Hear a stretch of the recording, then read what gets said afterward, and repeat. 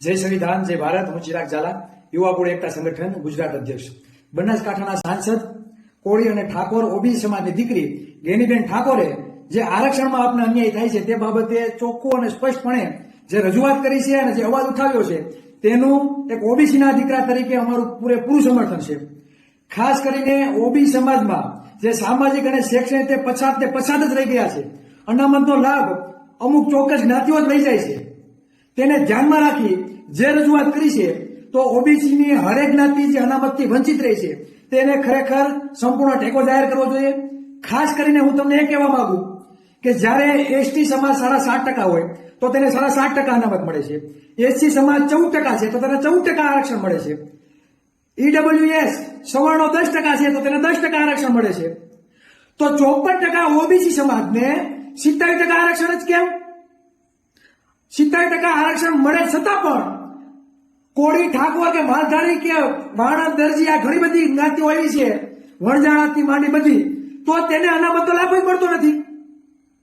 તો ખરેખર જાગો. જે ધારાસભ્ય, જે સાંસદ ઓબીસી સમાજના બનેલા છે તે સત્તાના નશામાં ચૂર છે. કદાચ સત્તા પક્ષને લીધે કઈ બોલતા નથી, પણ ઓબીસીના દીકરા દીકરીઓએ આ બાબતે ખુલીને મેદાનમાં આવવું જોઈએ. નકર ભવિષ્યમાં આપણા સમાજના લોકો વધુમાં વધુ શૈક્ષણિક રીતે પછાત થતા જશે, આર્થિક રીતે પછાત થતા જશે. આ મોટામાં મોટો અન્યાય છે. બંધારણ ચોખ્ખું કહે છે કે જેની જેટલી વસ્તી એને બધી જગ્યાએ અધિકાર હોવો જોઈએ. આજે સમજો, આ બહુ ગંભીર સમસ્યા છે.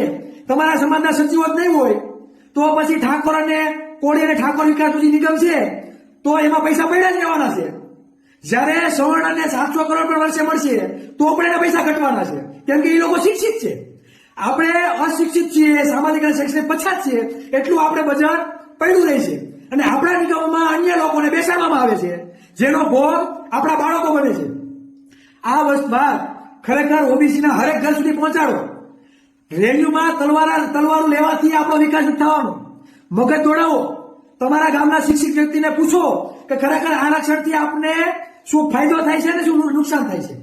અને આ આંકડા જગ જાહેર છે. અને આ બાબતે જો 54% ઓબીસી સમાજના મત હોય તો આપણે ચૂપ બેસવું જોઈએ નહીં. દરેક રાજ્ય સરકારે કેટલું આરક્ષણ આપવું તેનો નિર્ણય રાજ્ય સરકાર કરી શકે, કેન્દ્ર સરકાર તેમાં હસ્તક્ષેપ કરી શકે નહીં. તો 54% ઓબીસીના મતથી જો સરકાર બનતી હોય તો આ સરકાર પડી પણ જાય. ધરાવનો ઓબીસી સમાજ જો જ્યારે સૌથી વધારે ટેક્સ ચૂકવતો હોય તો તેની વસ્તી પ્રમાણે પણ બજેટ ફાળવવામાં આવતું નથી. તો આજે આપણે કોઈ જ્ઞાતિનો વિરોધ નથી, પણ બંધારણમાં જે સમાનતા અને સ્વતંત્રતાની જે વાત કરવામાં આવી છે તો સમાનતાનું મૂલ્ય ખરેખર જળવાવું જોઈએ અને દરેકને સમાન અવસર મળવો જોઈએ. આ અમારી એક જ માંગ છે. તો ઓબીસી સમાજની જે પણ જ્ઞાતિઓ છે જે ખરેખર તેને એમ થાય છે કે અમને અન્યાય થાય છે તો ખરેખર મેદાનમાં આવવું જોઈએ અને આપણે આરક્ષણ બાબતે લડત લડવી જોઈએ. જય સંવિધાન, જય ભારત, જય ઓબીસી સમાજ.